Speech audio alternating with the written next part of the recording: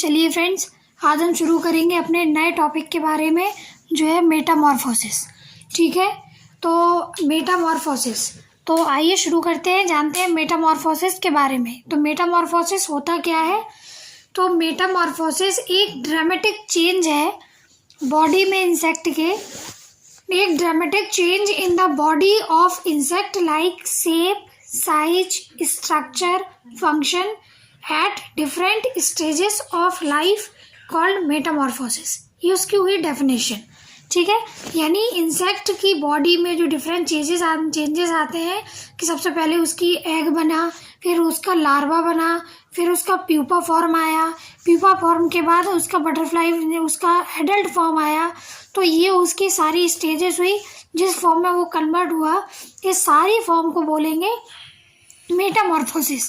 ठीक है, तो ये कंप्लीट स्टेजेस उसकी लाइफ की सभी स्टेजेस को बोलेंगे मेटामॉर्फोसिस। ठीक है, इसको अगर डेफिनेशन के फॉर्म में लिखना हो तो किस तरीके से लिखेंगे?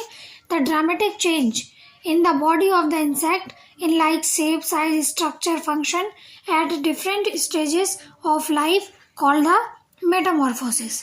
ठीक, आगे बढ़ते हैं। Some undergo minor changes while some undergo the major extreme changes. Some undergo major extreme changes in the structure and function. These changes accompanied by addition, subtraction of the body parts.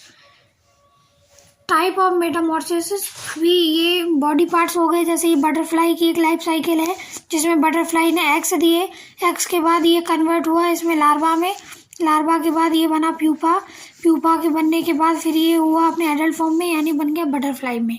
ठीक है, अब इसके बाद आगे पढ़ेंगे इसके types, कितने types होते हैं। मेनली ये 3 टाइप्स के होते हैं, लेकिन इसको 4 भागों में भी, एक भी इसका इंटरमीडिएट में होता है, जिसे ग्रेजुअल मेटामॉर्फोसिस भी बोलते हैं, हो जाता है, इसलिए इसको फर्दर 4 भागों में बांटते हैं। ठीक है, तो पहला है no metamorphosis, gradual metamorphosis, incomplete metamorphosis, फिर है कंप्लीट मेटामॉर्फोसिस। जब आप हायर क्लासेस में जाएंगे तब 4 मेटामॉर्फोसिस आपको मिलेंगे देखने को। पहला है नो मेटामॉर्फोसिस। नो मेटामॉर्फोसिस क्या होती है? The young one resemble the adult in the form of structure and mode of life, यानी the young one resemble the adult in the form and structure mode of life। फिर है gradual metamorphosis, यानी इसमें क्या होता है no Metamorphosis में कि जो यंग वन है वो वही उसी मोड ऑफ लाइफ में रहता है जिसमें उसमें कोई मेटामॉर्फोसिस नहीं होता, जैसा है उसकी वैसी ही लाइफ रहती है। ग्रेजुअल मेटामॉर्फोसिस में क्या होगा कि in which the adult insect the form the mode of life but in with in the wing and gonad, यानी 13 माउंट्स में रहेगा तो निम्फ बनेगा उसका। Incomplete metamorphosis in which the gills are replaced by the trachea and gills are developed, जैसे dragonfly में थोड़ा बहुत उसमें चेंज आ जाता है लेकिन पूरा चेंज नहीं आता इनकम्प्लीट में। फिर है कंप्लीट मेटामॉर्फोसिस।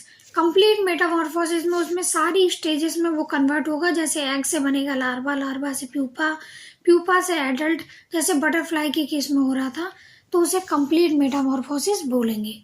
ठीक है, जैसे the larva completely differ from adult in the form of structure and mode of life, जैसे the larva changes into the inactive non-feeding and the locomotory stage called pupa, which undergo both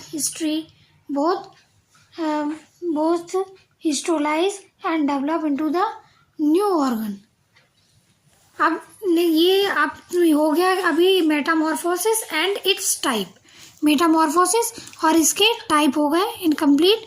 and next इसका complete Metamorphosis और उसके type हो गए।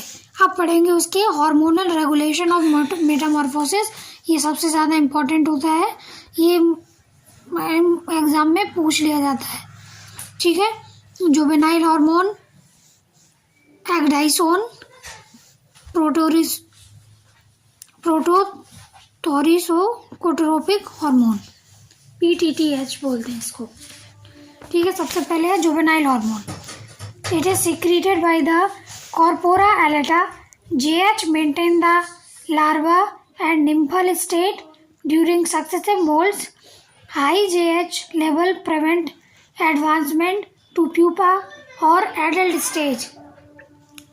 फिर next है ecdysone. Ecdysone कैसा होता है? Is produce by the prothoracic gland. Ecdysone induce moulting and initiate the development of the next life stage. मतलब नेक्स्ट जो लाइफ स्टेज है उसको डेवलप करने के लिए एक्डाइसोन रिलीज होता है. ठीक है. फिर है इसमें प्रोटोरोसिकोट्रोपिक हार्मोन PTTH. यानी ये क्या होता है? Is secreted by the brain. PTTH stimulate the prothoracic gland to release the ecdysone and thereby regulate the moulting and metamorphosis. यानी ये जो तीनों हार्मोन है, एक्डाइसोन, जुवेनाइल हार्मोन और PTTH हार्मोन, ये तीनों ही हार्मोनल रेगुलेशन मेटामॉर्फोसिस का काम करते हैं. ये तीनों ही हार्मोन यानी PTTH hormone, ecdysone hormone, juvenile hormone, ये तीनों ही इम्पॉर्टेंट हार्मोन हैं जो एग्जाम में बहुत ज़रूरी मतलब इम्पॉर्टेंट रूप से पूछे जाते हैं. ठीक है. अब आप लोग से एक क्वेश्चन पूछेंगे हम. ठीक है. जिसका आंसर आप लोग को कमेंट में देना है कि कितने टाइप ऑफ मेटामॉर्फोसिस कितने होते हैं, ये आप लोग को कमेंट में उत्तर देना है. ठीक है. इसके नंबर आप लोग को लिखना है बिना देखे, अब तक का जितना पढ़ा है उसके हिसाब से. ठीक है. आप लोग को देखना है कमेंट में आंसर. ठीक है. तब तक के लिए आप मिलते हैं आपको नेक्स्ट वीडियो में. तब तक के लिए थैंक यू.